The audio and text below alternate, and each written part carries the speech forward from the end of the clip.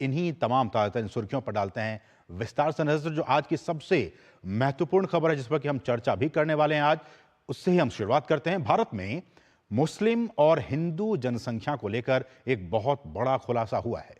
प्रधानमंत्री की आर्थिक सलाहकार परिषद की रिपोर्ट के मुताबिक मुसलमानों की संख्या में रिकॉर्ड बढ़ोतरी हुई है। इस ग्राफिक्स के जरिए आप समझिए इस बात को।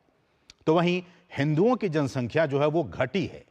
रिपोर्ट के मुताबिक भारत में साल 1950 से लेकर 2015 के बीच मुस्लिम आबादी 43.15% बढ़ी है। 1950 में मुस्लिमों का हिस्सा आबादी में सिर्फ 9.84% था, जो कि 2015 में बढ़कर अब 14.09% हो गया है। वहीं इसी दौरान हिंदुओं की आबादी 7.82% कम हुई है। हिंदुओं की आबादी 84.68% से घटकर 78.06% हो गई है। रिपोर्ट में कहा गया है कि डेटा के विश्लेषण से यह पता चला है कि भारत में अल्पसंख्यक न केवल सुरक्षित हैं बल्कि फल फूल भी रहे हैं।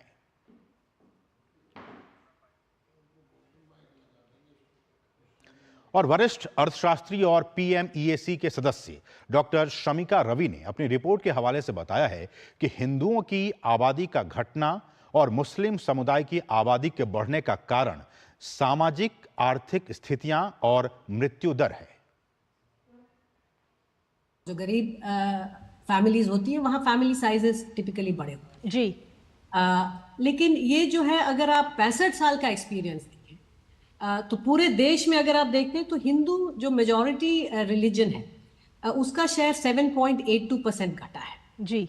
और जो माइनॉरिटी अगर आप देखें तो सिर्फ मुस्लिम माइनॉरिटी नहीं, आपको हर एक माइनॉरिटी का स्टेटस देखना होगा, इन सभी का बढ़ा है सिवाय Jains and Parsis which have actually fallen उनका बट कलेक्टिव अगर आप देखें और स्पेसिफिकली इन माइनॉरिटी ग्रुप्स का देखें तो इनका शेयर बढ़ा है। इसके कारण बहुत होते हैं कृतिका जी। सोशियो इकोनॉमिक जब हम कहते हैं तो उसमें देखिए गरीबी एक रीजन है, मोर्टेलिटी नंबर्स अगर हम देखें कितने बच्चे सर्वाइव कितने कर पाते हैं जी। तो इसमें अब इसको थोड़ा डिटेल में और एनालाइज करना होगा। लेकिन ये मोस्टली ये क्रॉस कंट्री है, ये 167 कंट्रीज ऑफ द वर्ल्ड सबका स्टेटस देख के कि सब जगह मैंने पूरे दुनिया में माइनॉरिटी को किस रूप से हर देश देखता है और समय के साथ किस किस्म के प्रोटेक्शन क्या उनकी सिचुएशन है क्या। और पीएमईएसी के सदस्य और वरिष्ठ अर्थशास्त्री डॉक्टर शमिका ने अल्पसंख्यकों की आबादी पर यूरोप और अफ्रीकन देशों के साथ तुलना की है और बताया है कि अल्पसंख्यक भारत में खुद को ज्यादा सुरक्षित महसूस करते हैं और भारत भी अल्पसंख्यकों की सुरक्षा पर खासा ध्यान देता है। India becomes a very unique country in the neighbourhood and इसका कारण हम ये देख रहे हैं कि we are open liberal democracy, we protect minorities and that is been seen in the rising share of minorities. अगर आप यूरोप OECD कंट्रीज देखते हैं तो वहां पर भी there is a change. वहां पे minority groups have increased in numbers. In fact, उनका average decline is almost 29% in the majority share. तो वहां पे minority काफी तेजी से बढ़ा है।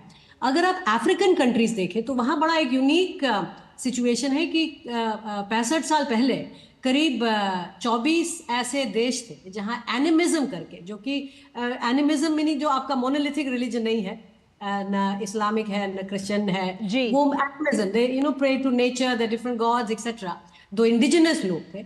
आज के दिन में ऑल दीज 24 कंट्रीज कहीं पर भी animism is not a majority religion.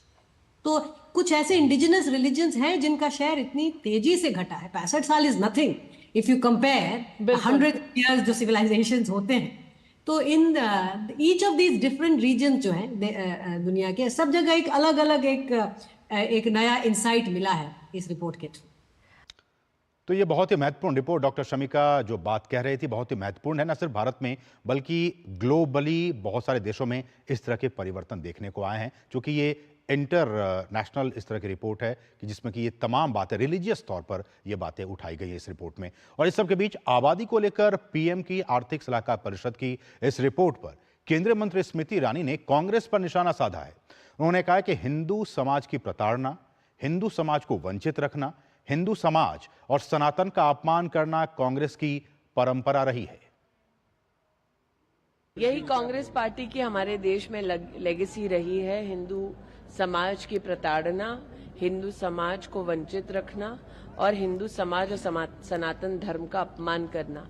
ये जिस आंकड़े की आप बात कर रहे हैं वो प्रतिबिंब है कि कांग्रेस के राज में किस प्रकार से हिंदू समाज के ऊपर जिस प्रकार से सामाजिक प्रहार हुए हैं, हमारे समाज को जाति के आधार पर बांटने की कवायद हुई है, ये उसी का एक साक्ष्य है, ये उसी का एक परिणाम है। और इस सबके बीच भाजपा के नेता गिरिराज सिंह ने हिंदुओं की जनसंख्या घटने पर चिंता जताई है। उन्होंने कहा कि एक तरफ तो आजादी के बाद भारत में मुस्लिमों की जनसंख्या में लगभग 7% की वृद्धि देखी गई है, तो वहीं हिंदुओं की जनसंख्या में लगातार गिरावट देखी जा रही है। जब 47 में देश का बंटवारा हुआ, पाकिस्तान और हिंदुस्तान बटा, 8% मुसलमानों का वोट था, वो आज तकनीकी दृष्टि से 14 से 15 हो गए, यानी सीधे 7% का वोट का बढ़ोतरी हो गया। लेकिन ये 14 नहीं है, ये 20+ है और हिंदुओं का वोट 79 नहीं बचा है, 70 बचा है प्रैक्टिकली।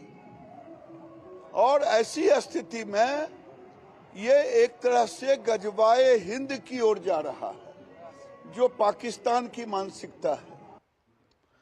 और पीएम आर्थिक सलाहकार परिषद की रिपोर्ट पर भाजपा के प्रवक्ता सुधांशु त्रिवेदी ने डीडी न्यूज के साथ खास बातचीत के दौरान देश में मुस्लिम आबादी के बढ़ने को घातक बताया है। डाटा पब्लिक डोमेन में हमेशा से था, केवल वो सामने आया है और इसने सामने आकर कुछ बड़े सवाल खड़े किए कि जिस रफ्तार से ये पॉपुलेशन बढ़ी है और कांग्रेस कह रही है कि हम संख्या के आधार के ऊपर भागीदारी देंगे रिजर्वेशन में, तो कांग्रेस किसका रिजर्वेशन काटेगी? इसका मतलब SC ST OBC का आरक्षण कटेगा, क्योंकि संख्या बढ़ती चली जाएगी। और ये बात मैं इसलिए टेक्निकल आधार पे कह रहा हूं, कोई भी जाति हो उसमें संख्या सिर्फ जनसंख्या के आधार पर बढ़ सकती है, मगर यहां तो संख्या 3 आधार पर बढ़ेगी, जनसंख्या के द्वारा, और उसमें बहुविवाह की प्रथा है तो जनसंख्या अधिक होने की संभावना रहेगी, दूसरा धर्मांतरण और तीसरा घुसपैठ, क्योंकि आप जाति बदल नहीं सकते, जाति अंतरण नहीं कर सकते, धर्मांतरण कर सकते हैं। इसलिए और ये तीनों चीजों पे ये इंडी गठबंधन के लोग उनका समर्थन करते हैं। तो मैं साफ साफ पूछना चाहता हूं कांग्रेस इंडी गठबंधन से, आप इस चीज से उठे हुए विकराल सवाल का जवाब दीजिए कि आप संख्या के आधार पे जब आपके नेता कहते हैं पूरा का पूरा आरक्षण देंगे, तो पूरा का पूरा में से किसका पूरा काटेंगे? SC ST OBC का ही काटेंगे। तो ये बहुत ही महत्वपूर्ण रिपोर्ट है और इस रिपोर्ट में क्या कुछ बातें कही गई हैं, मुझे लगता है कि इस रिपोर्ट को अध्ययन करने के बाद हमने और हमारी टीम ने इसका पूरा अध्ययन किया और उसके बाद हम जो निचोड़ निकाल कर आए हैं आपके लिए, उस पर आप एक एक करके निगाह डालिए क्या है इस रिपोर्ट में और ये रिपोर्ट क्यों बहुत ही महत्वपूर्ण है। प्रधानमंत्री की आर्थिक सलाहकार परिषद की ये रिपोर्ट है। 65 वर्षों में भारत में 43% से ज्यादा की बढ़ी मुस्लिम आबादी बढ़ी है। और ये आप देखिए सबसे नीचे share of religious minorities across country analysis 1950 से लेकर 2015 तक की ये रिपोर्ट है, जिसमें कि साफ तौर पर यह कहा गया कि 1950 से लेकर जब भारत गणतंत्र बना, 1947 में देश आजाद हुआ, उसके बाद 1950 में भारत गणतंत्र बना, उससे के बाद से लेकर 2015 तक के बीच भारत में हिंदुओं की आबादी जो है वो 7.82% घटी है। यानी कि बीते 65 सालों में हिंदुओं की आबादी घटी है। बढ़ेंगे आगे। और इस दौरान मुसलमानों की आबादी में 43.15% की बढ़ोतरी दर्ज की गई है। ये इस रिपोर्ट में साफ तौर पर कहा गया है। यानी कि हिंदुओं की आबादी घटी है और मुसलमानों की आबादी बढ़ी है। साथ ही साथ भारत में ईसाई और सिख जो अल्पसंख्यक हैं, ईसाई और सिख अल्पसंख्यक, उनकी आबादी में भी बढ़ोतरी दर्ज की गई है बीते 65 वर्षों में। भारत में जो सिखों की आबादी है उसमें इन बीते 65 वर्षों में लगभग 6.5% की बढ़ोतरी दर्ज की गई है। ये सिखों की बात की जा रही है इस रिपोर्ट में। साथ ही साथ भारत में जो ईसाई आबादी, जो क्रिश्चियन का जो पॉपुलेशन है, उसमें भी 5.38% की बढ़ोतरी दर्ज की गई है। तो चाहे वो मुसलमानों की बात हो, ईसाई की बात हो, सिखों की बात हो, उसमें बढ़ोतरी की गई है।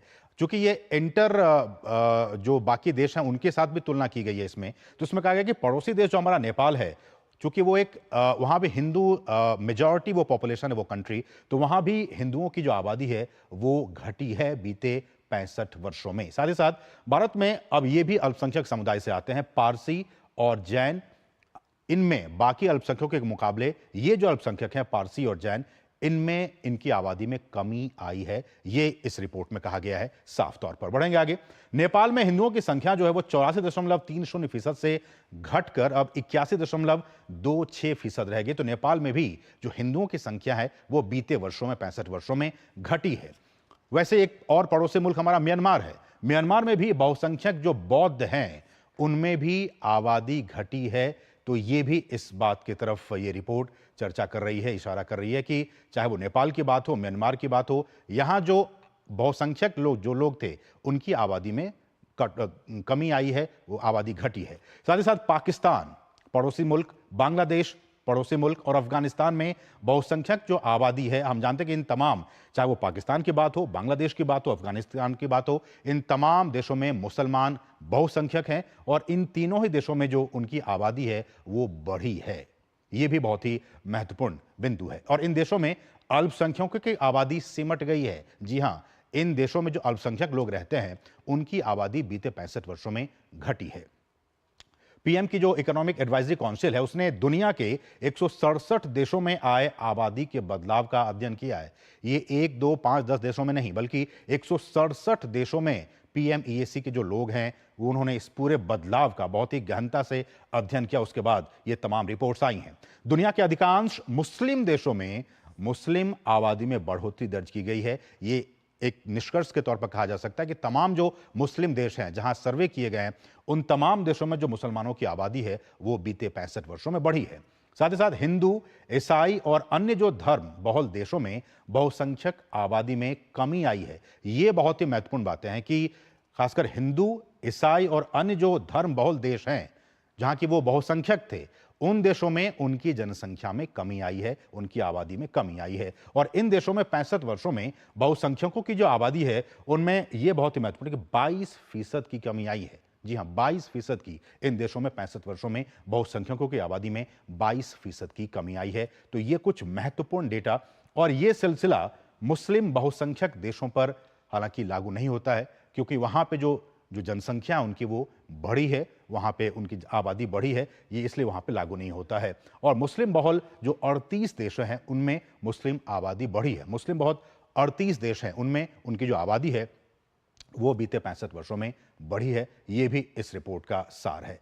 तो ये देखिए कि वही जो बात है कि मुस्लिम देशों में बहुसंख्यक आबादी में बढ़ोतरी हुई है। मुस्लिम आबादी में सबसे तेज बढ़ोतरी, जी हां, हमारा जो पड़ोसी मुल्क बांग्लादेश है, अगर तमाम 38 देशों की बात की जाए जहां की मुसलमान आबादी रहती है, उनमें सबसे ज्यादा जो तेज बढ़ोतरी हुई है वो हमारे पड़ोसी मुल्क बांग्लादेश में हुई है। और बांग्लादेश में मुस्लिम आबादी 74.24% से बढ़कर 88.02% तक पहुंच गई है। तो बांग्लादेश में यह स्थिति कि सबसे ज्यादा अगर वहां पे जनसंख्या की बढ़ोतरी हुई है मुसलमानों की तो वो बांग्लादेश में हुई है। वहीं पे अफगानिस्तान की बात कर ली जाए तो अफगानिस्तान में मुस्लिम आबादी 88.75 से बढ़कर यह 89.01% तक पहुंची है। मामूली बढ़ोतरी हुई है, लेकिन बांग्लादेश नंबर 1 पे सबसे ज्यादा वहां पर बढ़ोतरी हुई है, अफगानिस्तान में मामूली बढ़ोतरी हुई है। वैसे ही पाकिस्तान में जो मुस्लिम आबादी है वो 77.45% से बढ़कर इसमें लगभग 3-3.5% की वृद्धि हुई है, 80.36% तक ये पहुंच गई है। तो यहां भी अच्छी खासी आबादी जो है उसकी बढ़ोतरी हुई है, मुसलमानों की आबादी में बढ़ोतरी हुई है। और चूंकि म्यांमार एक बौद्ध कंट्री है, बौद्ध बहुल वो देश है, वहां बहुसंख्यक आबादी बौद्धों की है, तो म्यांमार में बहुसंख्यक बौद्ध आबादी जो है वो 78, जैसा कि हमने कहा कि वहां पे जो अल्पसंख्यक हैं, जो नॉन मुस्लिम कंट्रीज है जहां की जिनका कि धर्म कुछ अलग है, बौद्ध धर्म है, वहां जो मेजॉरिटी पॉपुलेशन है उसमें कमी आई है। ये एक देखिए, म्यांमार में बहुसंख्यक बौद्ध आबादी 78.53% से घटकर ये 8 से 9% के आसपास कमी आई है, 70.80% ही रह गई है म्यांमार में बौद्धों की आबादी। वो वहां की बहुलतावादी वो एक देश है, बौद्धों की आबादी वहां अच्छी खासी है। वैसे श्रीलंका में वहां भी बौद्ध हैं, सिंगली। श्रीलंका में बहुसंख्यक बौद्ध आबादी जो है उनमें भी देखिए वो 64.28% से बढ़कर यहां पे 67.65% पहुंची है। तो इसमें हम देख रहे हैं कि बढ़ोतरी हुई है श्रीलंका में जो बहुसंख्यक आबादी है। वहीं भूटान में बौद्धों की जो आबादी है वो 71.44% से बढ़कर 84.07% हुई है। तो यहां भी हम देख रहे हैं कि बढ़ोतरी दर्ज की गई है बौद्धों की आबादी में। और इस तरह से पाकिस्तान, बांग्लादेश और अफगानिस्तान में जो अल्पसंख्यक आबादी, वहां जो अल्पसंख्यक लोग रहते हैं, दूसरे धर्म के लोग, चूंकि वो मुसलमान, ये सारी कंट्रीज हैं, मुसलमान की बहुलता है, पाकिस्तान की बात हो, बांग्लादेश की बात हो, अफगानिस्तान की बात हो, यहां जो अल्पसंख्यक समुदाय के लोग रहते हैं उनकी आबादी पिछले 65 वर्षों में घटी है। तो ये साफ तौर पर ये इंडिकेट कर रहा है कि किस तरह से बीते 65 वर्षों में, चूंकि आज हम चर्चा भी कर रहे हैं कि किस तरह से भारत की बात की जाए, चूंकि हम भारत के निवासी हैं, भारत में बीते 65 वर्षों में जिस तरह से रिपोर्ट कह रहा है कि 1950 से लेकर 2015 तक ये स्टडी की गई है, उसमें कहा गया है कि भारत में जो हिंदुओं की आबादी है उसमें गिरावट दर्ज की गई है, वहीं मुसलमानों की आबादी में बढ़ोतरी दर्ज की गई है। और एक बात और भी काफी स्पष्ट कर दिया गया है कि इसका मतलब ये हुआ, इसका निष्कर्ष ये निकाला जाए कि इसका मतलब ये कि भारत में जो मुसलमान रहते हैं, जो अल्पसंख्यक रहते हैं, वो वाकई यहाँ पे सुरक्षित रहते हैं, संरक्षित रहते हैं, वो फल फूल रहे हैं। इस बात का जिक्र भी इस रिपोर्ट में किया गया है। हम इस पे चर्चा करेंगे अपने मेहमानों के साथ कि क्या है इस रिपोर्ट के मायने, और हमारे साथ कुछ खास मेहमान इस वक्त हमारे साथ बने हुए हैं, हम उनसे इस पर चर्चा करेंगे। हमारे साथ जो खास मेहमान हैं कांग्रेस की तरफ से हैं और बीजेपी की तरफ से, और साथ ही साथ वरिष्ठ पत्रकार भी हैं, हम उनसे बातचीत करेंगे। लेकिन उससे पहले रुकेंगे बहुत ही एक छोटे से ब्रेक के लिए। आप देखते रहिए डीडी न्यूज। जिन्होंने यूज किया है वो जानते हैं असली हींग का स्वाद। MDH सुपर हींग, शुद्धता का असली तड़का। MDH। जल्दी जल्दी चाय दे दो, काम पे जाना है। पर रोटी? अरे चाय दो ना। ठीक है, कहीं से सूखी लकड़ियाँ ढूंढती हूँ, पहले लकड़ी जलाती हूँ, फिर चाय बनाती हूँ। क्या मतलब? अरे ये मोदी जी ने गैस भेजी है, टाइम बचा है हम सबका। उसी टाइम में से थोड़ा वक्त निकालकर वोट करने जाते हैं, मोदी जी को ले आते हैं। कमल का बटन दबाएं, भाजपा को जिताएं। काफी टैलेंटेड है आपकी बेटी। सर बड़ी होकर इंडिया के लिए खेलना चाहती है, उसके फ्यूचर के लिए अभी से मैंने सेविंग भी स्टार्ट कर दी है। फ्यूचर की बात है तो सिर्फ उसे नहीं, आपको भी मैदान में उतरना पड़ेगा। मुझे? इनका मतलब है म्यूचुअल फंड्स के मैदान में। सिर्फ सेविंग्स नहीं, हर महीने म्यूचुअल फंड्स में भी इन्वेस्ट कीजिए। वरना आपकी बेटी तो बड़ी होगी, पर उसके लिए सेव किए हुए पैसे शायद उतने ही रह जाएंगे। सही है सर। म्यूचुअल फंड निवेश बाजार जोखिमों के अधीन है। योजना से जुड़े सभी दस्तावेजों को ध्यान से पढ़ें। कब तक लंबी लाइनों में उम्र बिताइएगा? डिजिटल पेमेंट अपनाइए, चुटकी में हल पाइए। पुराने तरीके कब तक अपनाइएगा? डिजिटल पेमेंट बहुत आसान है, देखिए चुटकी में पेमेंट चुकाइए। बटुआ ढूंढ रहे हैं? डिजिटल पेमेंट अपनाइए, कभी भी कहीं भी और सुरक्षित। हमने तो इन्हें डिजिटल पेमेंट करना सिखा दिया है, आपने? RBI कहता है कि डिजिटल पेमेंट अपनाओ, औरों को भी सिखाओ। बात जब पीढ़ियों के लिए बनने वाले घर की हो तो जिम्मेदारी बड़ी हो जाती है। गैलेंट समझता है ये जिम्मेदारी। अब डबल M रिब्स के साथ गैलेंट एडवांस TMT रीबार, निर्माण का रियल हीरो। मैं क्या जी, सब जानते हैं, जहां दिखे मारियो, अपना समझ के खा लियो। स्वाद से सबको दीवाना कर दे, दीवाना कर दे। पता का चाय, गजब का स्वाद। तुम्हें पता है इन्वेस्टर्स के लिए एक इन्वेस्टर प्रोटेक्शन फंड होता है, IPF। लेकिन अगर तुम्हारा ट्रेड एक्सचेंज पर एग्जीक्यूट नहीं हुआ या फिर कोई गारंटीड रिटर्न्स वाली स्कीम है तो ये IPF आपकी मदद नहीं कर सकता है। और अगर आपका ब्रोकर ही डिफॉल्टर बन जाए तो फिर IPF आपको कॉम्पेंसेशन दिला सकता है। कहाँ से सीखा? NSE की साइट पर। समझकर इन्वेस्ट कर। किसानों को जारी रहेगी 6,000 रुपए की सम्मान निधि। यह है मोदी की गारंटी। अब तक टेस्टी राजमा बनाना नहीं आया। बिना MDH राजमा मसाला के टेस्टी राजमा कैसे बनेगा? MDH राजमा मसाला। क्या स्वादिष्ट राजमा बनाए। MDH। और ब्रेक के बाद आपका फिर से स्वागत है। आप देख रहे हैं न्यूज नाइट, और न्यूज नाइट में अब हम आगे बढ़ेंगे और चर्चा करेंगे। आज हमारा चर्चा का जो विषय है वो भी इसी से जुड़ा हुआ है कि देश में तेजी से बढ़ी मुसलमानों की आबादी। ये हमारा आज का विशेष है। हम दिखा रहे हैं आपको ग्राफिक्स के जरिए। देश में तेजी से बढ़ी है मुसलमानों की आबादी, हमारा आज का विशेष, हमारा चर्चा का विषय है कि इस रिपोर्ट के हवाले से कि बीते 65 वर्षों में देश में अल्पसंख्यकों की आबादी बढ़ी है, मुसलमानों की आबादी बढ़ी है। हमारे साथ 3 खास मेहमान, हमारे साथ सिद्धार्थ यादव जो कि भाजपा की तरफ से प्रवक्ता है। सिद्धार्थ जी, आपका बहुत बहुत स्वागत।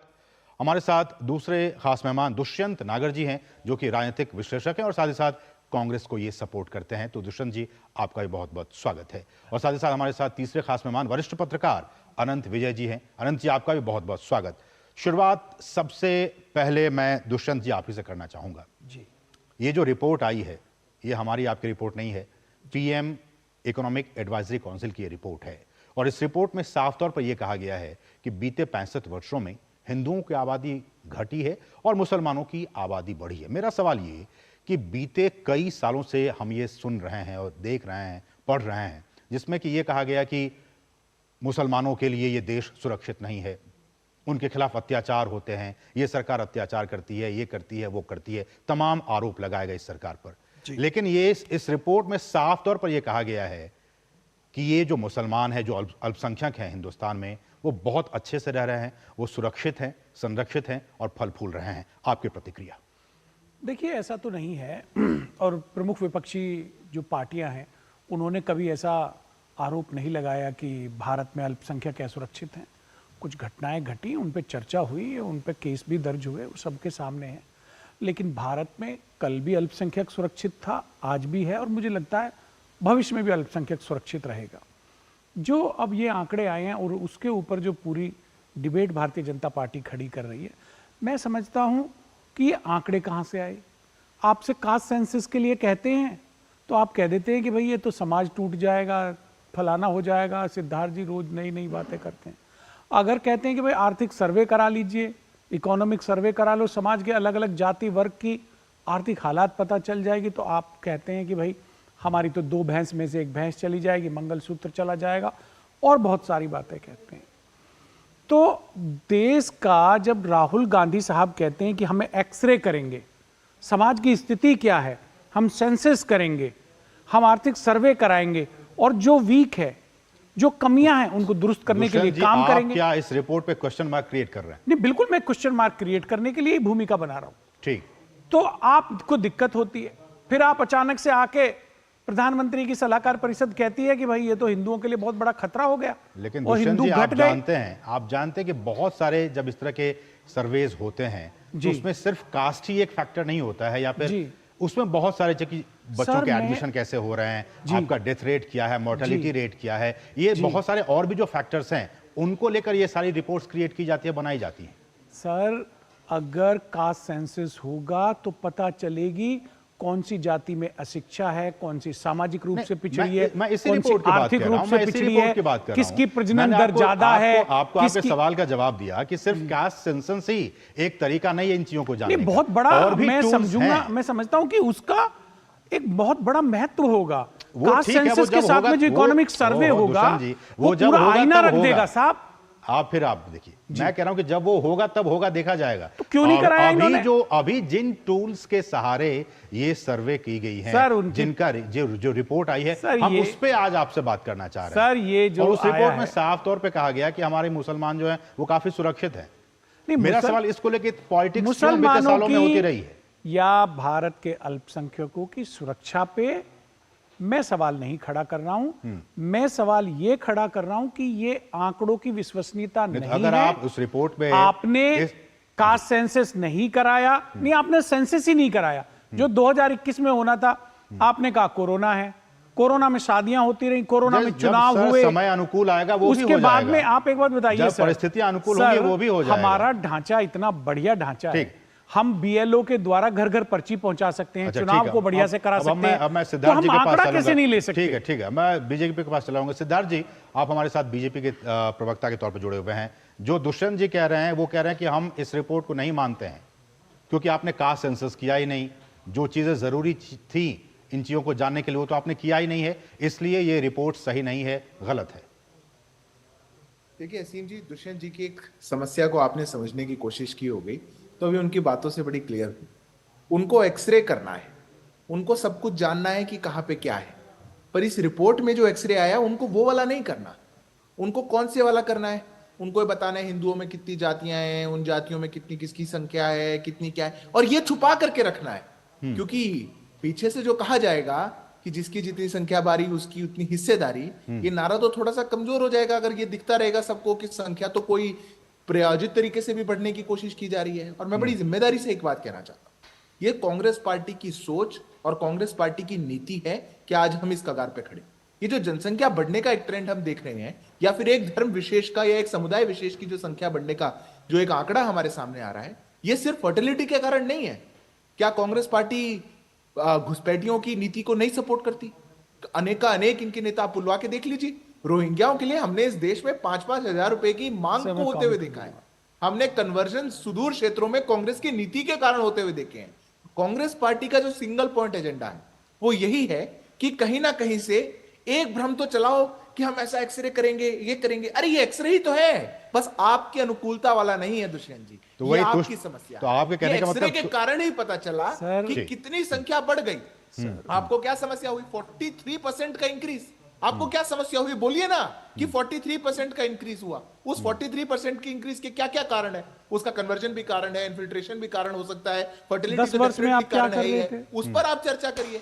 पर आपकी नीति एक समाज को तो जातियों में बांटने की है और दूसरी को वोट बैंक के लिए एक साथ रखने की है। और इसलिए साफ तौर पे बीजेपी के जो और भी नेता है वो कहते हैं कि तुष्टीकरण की राजनीति आप करते हैं और उस वजह से ये सारी समस्याएं क्रिएट हुई। सर, पिछड़े को अधिकार देने की बात करना तुष्टीकरण है। 10 सेकंड जोड़ रहा हूं, मैं अपनी बात पूरी कर दूं। इसलिए ये बात सिर्फ यहाँ पे नहीं रुकती। आंकड़े हमारे सामने आए, ये तो प्रत्यक्ष है। ये पूछ रहे थे कहां से आया आंकड़ा, रिपोर्ट पे भी सवाल उठा रहे थे। 2011 के सेंसस में ये सर्वविदित था। ये कोई बहुत नई बात आपको नहीं बताएगी। 2015 को ये पीआईबी की प्रेस कॉन्फ्रेंस में सेम आंकड़े सामने थे। आप नहीं देखना चाह रहे थे या छुपाना चाह रहे थे, वो बात अलग है। पर इसके आगे का जो कदम है असीम जी, वो चिंताजनक है कि जब इनके नेता ये बात बोलेंगे कि जिसकी जितनी हिस्सेदारी उसकी उतनी भागीदारी, हम देख लेते हैं जनसंख्या के अनुपात से देते हैं, और पूरा का पूरा हम एक धर्म विशेष का देना चाहते हैं आरक्षण, इसका छीन करके देंगे। ठीक है।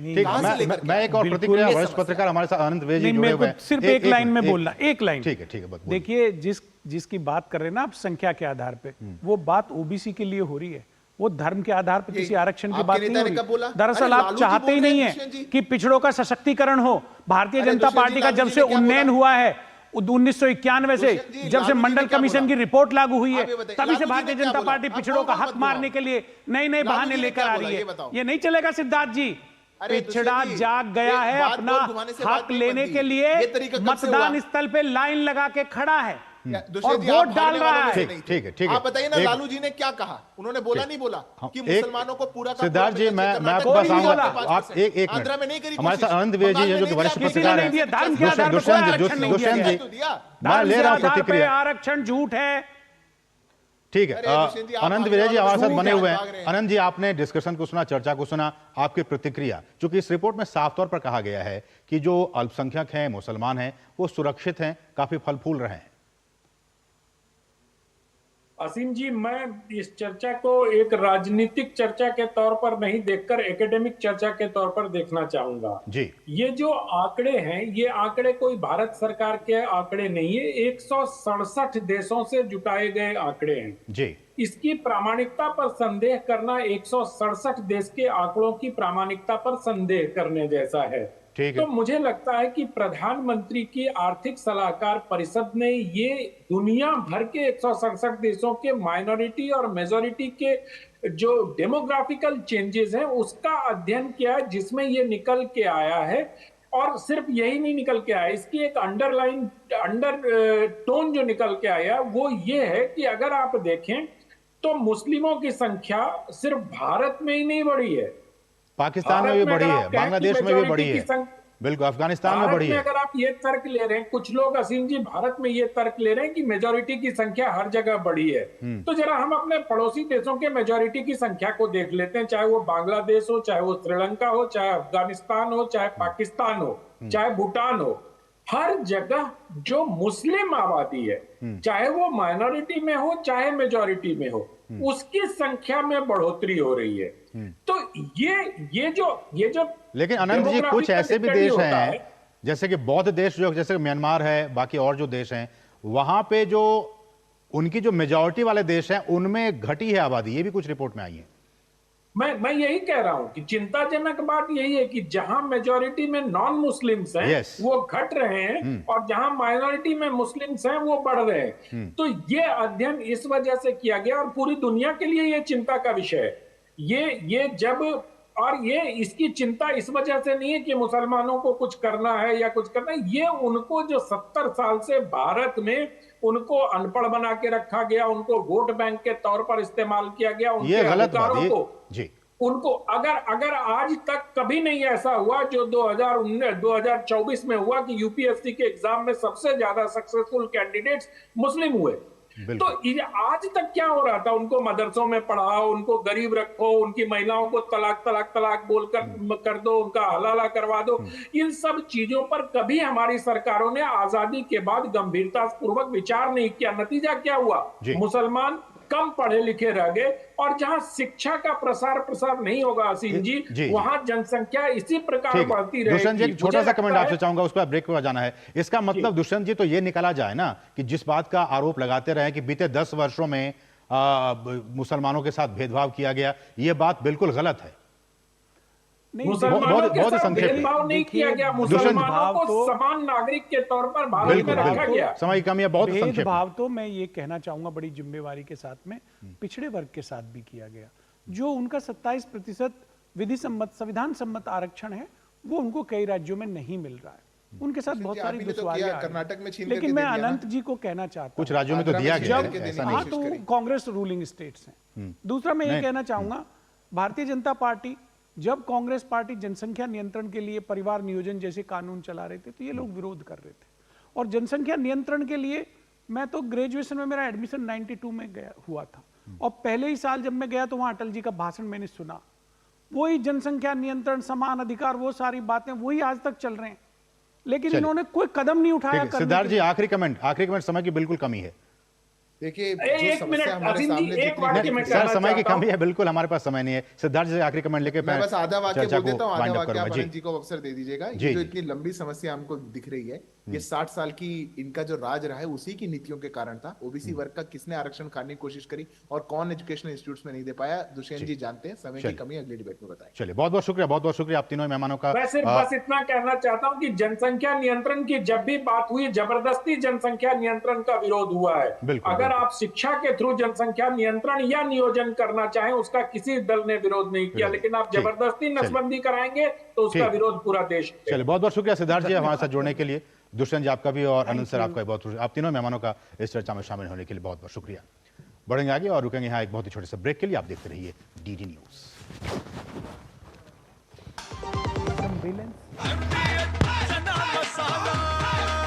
अब छोलिया हो या लोबिया, सफेद चने या काले चने, सब कुछ मजेदार बने। सबका अपने घर का सपना होगा पूरा, ये है मोदी की गारंटी।